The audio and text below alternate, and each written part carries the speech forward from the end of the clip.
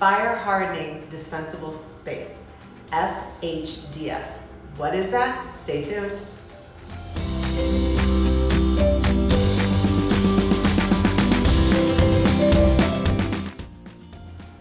Hey everyone, it's me, Corrie Sommers, your local Los Angeles Realtor. Today we are talking about fire hazard dispensable space and what's changing in that arena. Now, this is also important to you if you have a home with a lot of brush or in the hills, like so many amazing homes here in Southern California, the Los Angeles area are. I have Mindy here from Snap NHD, and she's going to share a little bit about the requirements that have changed and what Snap NHD does differently to protect you when you are a home owner considering selling your home. Mindy, take it away. Thank you, Corrie. It's so great to see you again. I love it when you do these videos because they're educational, yes, and we're here to keep you safe and protected. So, did you know that 30% of the homes in California are in high fire severity zones? That's a lot. It's a lot, right? Yeah. And so, since our beautiful earth is getting warmer every year, this situation's not going to change. Mm-hmm. So it's going to get even more difficult to provide insurance for homes in a high fire zone. So we're here to keep you safe and give you guidelines of what you can do on your home to make it safe. And so the FHDS form, Fire Hardening Dispensable Space Advisory Form, was created by California Association of Realtors 2.5 years ago when AB38 was passed. And it's to disclose, if you're in a high fire zone, what do you need to do to protect your home, which is basically doing a defensible space inspection. If you are in a high fire zone on the state level, Cal Fire is the only one who provides this inspection. Okay. So, if your home is in a high fire zone on the local level, like LA County, or on the city level, say Santa Monica, Beverly Hills, Hollywood, Malibu, any of those cities, then it's the local fire department that comes to the home, assesses what needs to be done to keep the property safe and in compliant with AB38. And AB38 is nothing more than, are you in a high fire zone? Which has been on the NHDS report, it's been on the NHD report since 1994 when the report was created. So it's interesting because I know there's been a lot of changes due to the fires we've had and the payouts and less insurance companies being willing to insure. Yeah. I know we had a discussion just a couple weeks ago here in the office about someone. Hey friends, if you're watching this video right now and you do not live in California or Massachusetts and you're saying, man, I wish you could help me. I live in Arizona, I live in Texas, I live in Georgia, I live in Chicago. Guess what? I still can, because I can connect you to one of my business partners who will treat you the same way I do. We'll give you that white glove treatment that will make sure your needs are being met and help you find your home. So please just reach out to me, schedule time on my calendar in the Calendly link below, and I will set you up with someone who will take excellent care of you in your market. So we had this conversation here in the office with someone whose client was looking at buying a $38 million property in the Hollywood Hills, not too far up from Sunset though. I mean, it, like legit wasn't even at the top of the hill. Mm-hmm. Like you're, maybe about 5 houses up. And the fire insurance alone was gonna be, I wanna say $360,000 a year or something. Yeah, exactly. And they were just like, yeah, we're not doing this. Right. Wow. Yes. Wow, that's wow. Astronomical. Astronomical. I mean, so, yeah. So when you share about this, the question that comes to my mind is there's the regulation. You mentioned it's AB38. AB38, sorry. AB38. And so if someone doesn't adhere to this, what is the repercussions?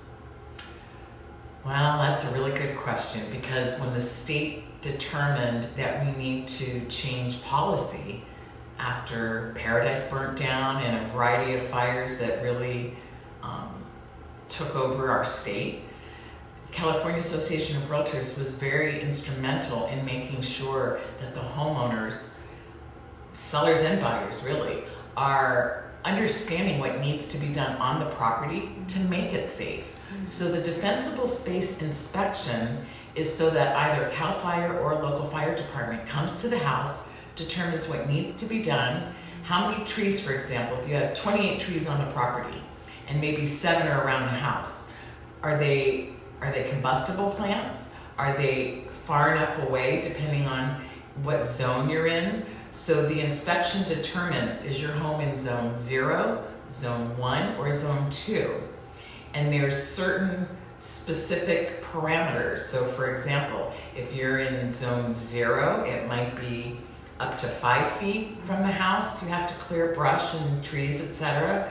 If you're in zone 1, there's specific details of how much footage you need, how much space you need, what the ventilation is on the roof. Do you have tempered windows? Have you changed out any of the combustible issues that are going on around the property? For example, play sets, patio furniture. Do you have a fireplace where maybe you keep the wood close to the home? So things that are maybe not as obvious to us, but now they need to be a heightened awareness. What's next to the house that could go up in flames? And then if there is, God forbid, a fire, say 3 doors down, and the embers start to, with the winds, blow from home to home, if your home is safe and in compliant with AB38, the chances of surviving a fire are that much greater. So we're trying to take a proactive approach, and CAR determined that this fire hardening defensible space form was going to be created 2.5 years ago and added to the ZIP forms. And Snap-in HD is the first company approved and endorsed by CAR to add the FHDS form to our natural hazard disclosure report, which is really helpful for the agents to have it included all in one space. And that way, when the buyer is looking to determine what are the hazards that are material facts that affect the desirability and the value of the house, if it's in a high fire zone, can I get fire insurance? And is it a reasonable price? Right. So I know something fell out of escrow last week because the current price for the homeowner's fire insurance is $11,000. That's much better than the price we're talking. The new homeowner this year, the same house, the same coverage, is $44,000 for fire insurance alone. So that's 4 times the amount from last year alone. At some point, if you're, let's talk about the price point of the home. So if you're in a home, let's just say it's $5 million and your fire insurance was $10,000 and it's bumped up to $40,000, that's still a pretty significant increase. Oh, for sure. $40,000? Oh, yeah. I mean, most people on their properties in Southern California aren't paying $40,000 in property tax. So yeah. When you're talking about, you've got your if you're financing part of it, your mortgage note, your interest, your taxes, now you've got this extra $40,000 a year bill. Yeah. It makes you say, like, what are we doing? Right? And that's why that's a great observation. So a lot of people are scared to now buy in fire zones for obvious reasons, right? And the California Fair Plan is still available, but it goes up to $3 million. So if you're looking at homes that are more than $3 million, then you need a gap coverage in between California Fair Plan and what other insurance company can create that gap, right? And fortunately, a lot of people who are capable of buying homes in this price range, $3 to $10 or more million, usually have a nest egg that they can rely on, typically, but not everybody does. And so California Association of Realtors decided that they're going to partner with a company called Fortress Fire. And Fortress Fire has created a separate disclosure report, separate from natural hazards, and it's going to be on the RPA starting in January next year. Okay. And it's because CAR is really concerned about educating the public. As am I. Right? And yeah, Corrie's doing a good job. to help her clients and the public learn. As a homeowner, what do you need to do to make your home safe? And as a buyer, what should you be looking for if you're buying in these areas? So Fortress Fire partnered with CAR, and CAR selected Snap NHD to roll this out. Yay! And the purpose of this extra report is so that while you're waiting for a defensible space inspection from either CAL FIRE or your local fire department, it could take 3 to 4 weeks just to set it up. Then it could take another month or so to get the inspection. And if you don't want to hold up escrow to close, that's why the FHDS form has on it number 4. Buyer and seller go into an agreement.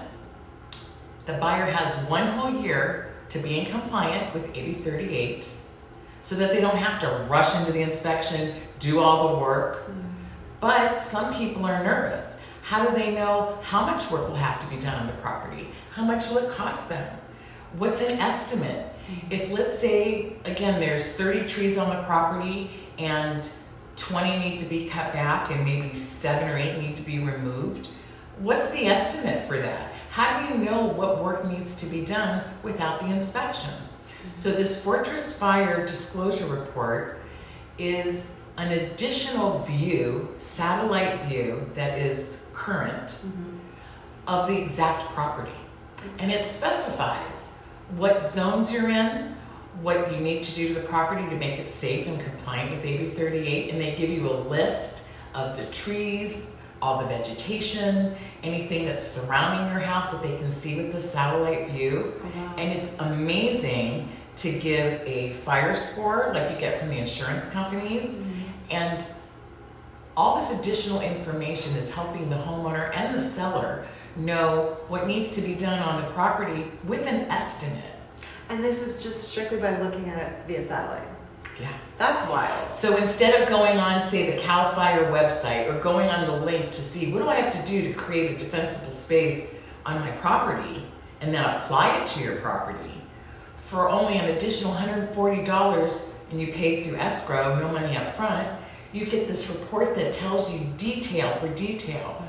The property you want to purchase, this is what you need to do to be compliant. This is the estimated cost. So if you're asking for credit, you'll know what kind of credit to ask. You'll have an idea of what are you going into, because some people are scared and may not want to move forward. Other people might say, oh, it's not that bad. I kind of know what I need to do on the property, so yeah, let's move forward. But it's a crucial time when you get your NHD report to either move forward or pull out of the transaction because of material fact. So it's really just heightened awareness for people to learn what to do to be safe. So this is some pretty good information. When is the best time a homeowner should order the report? Is this something they should do right now if they just bought a home or if they've owned their home for years? Like, when is the time that they should look into this? When you decide you're going to put your house on the market and you get your listing agent in place, get it now. You don't need money up front. It's only $69.95 for the residential complete and accurate report that includes insurance, by the way. Our $10 million protects everybody in that transaction, including escrow. So when you get the report, when you get the listing, then everybody knows what are the hazardous zones you're in: flood, fire, earthquake, liquefaction, landslide. Know upfront what you're walking into so that you can diffuse these issues from the very beginning and have a good transaction and move forward and sell houses. And it goes back to, or the homeowner move forward into your next home. Like, there's a saying that we have when it comes to selling your home: anything you know, disclose. If you're not sure, disclose. Disclose, disclose, disclose, disclose. Now, this is true for any part of the country, but I want to say, in particularly here in California, where we are a very litigious state. The most litigious. We beat New York. That's scary, because there's more attorneys in New York than here. I know. But it's just, like, I know somebody that bought a home. They had their home inspection. In the home inspection, the refrigerator worked. It was old. It was like from the 40s. The stove was from the 40s.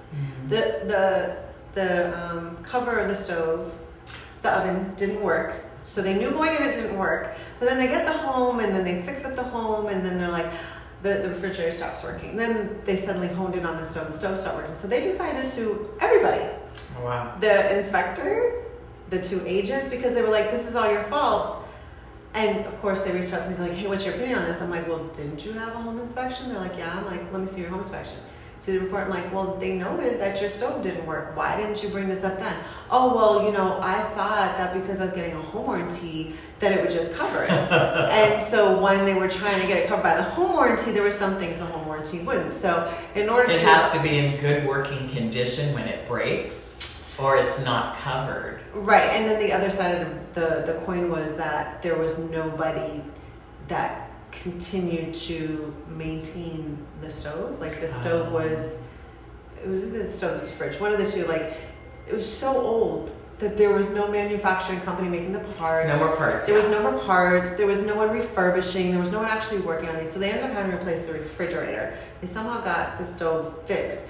But it was a big thing, right? And they were like firing shots, like, I'm gonna sue this person, and my attorney said I have to sue everybody. And it's like, but they didn't even really read the inspection report, which is affecting the situation. No, right? I don't think it was that. It was my understanding that they didn't even go to their home inspection. Their agent took video of everything. But I just think that a lot of times as homeowners, we assume things. And one thing that is true, and this is not so much an NHD question or situation, but homeowners insurance policies are very much like, say, your car insurance. Mm-hmm. They're there for when you have an emergency, but they don't try to pay you anything. So it's always a fight.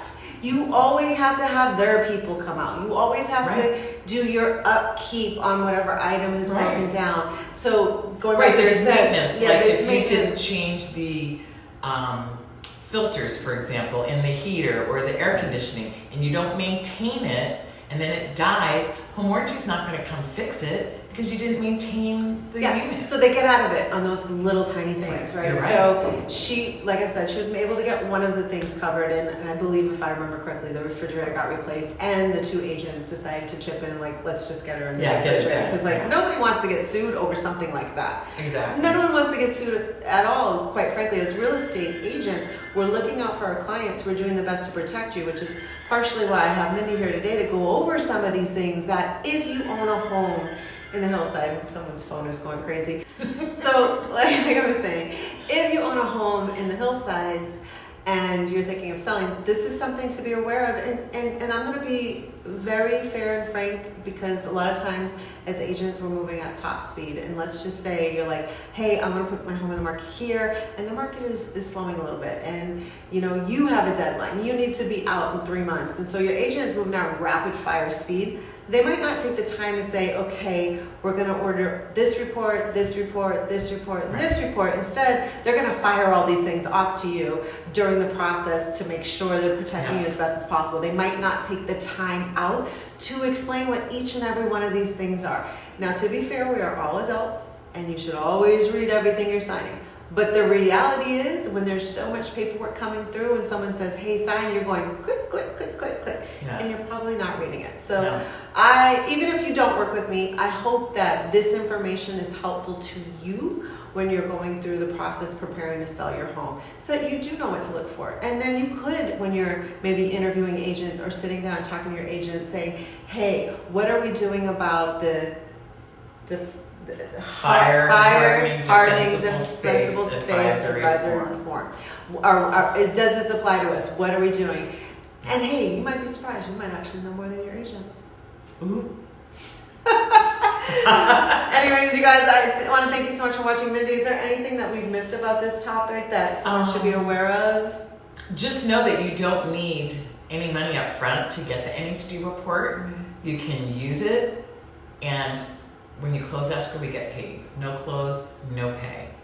And it's just advisable to get it immediately so you know the hazardous zones you're in. And don't forget, the NHD industry is still not regulated. So the reports are not all written the same, unlike escrow, title, or home warranty, which is regulated. So choose wisely.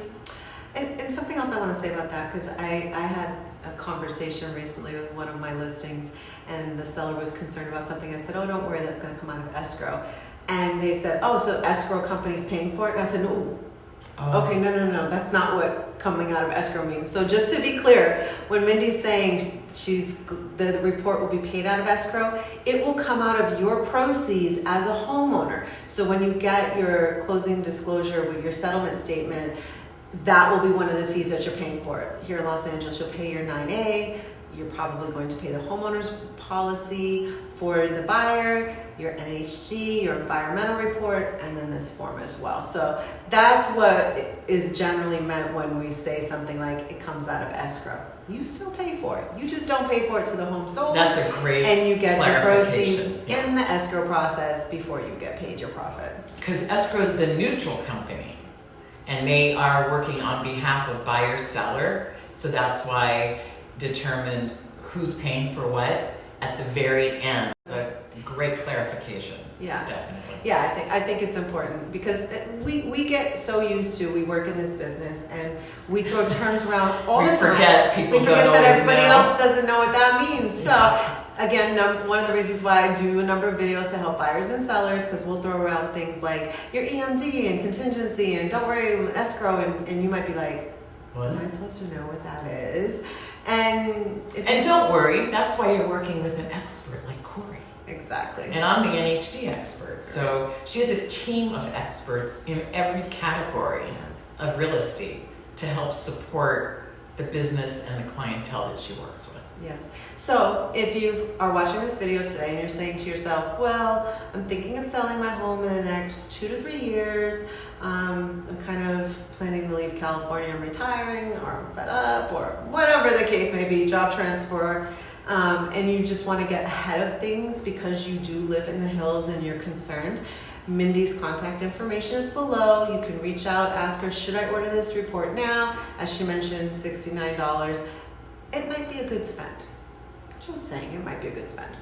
Either way, thank you guys so much for watching. I hope this information has been helpful to you. And you know what? If there's any questions you have, put them in the comments below. Or if there's a topic that you feel like hasn't been covered yet, why don't you go ahead and put that in the comments below and we will get on that. Thank you guys again. If you haven't subscribed to my YouTube channel, take that 2 seconds to click that subscribe button and the bell for update. See you next time. Thank you.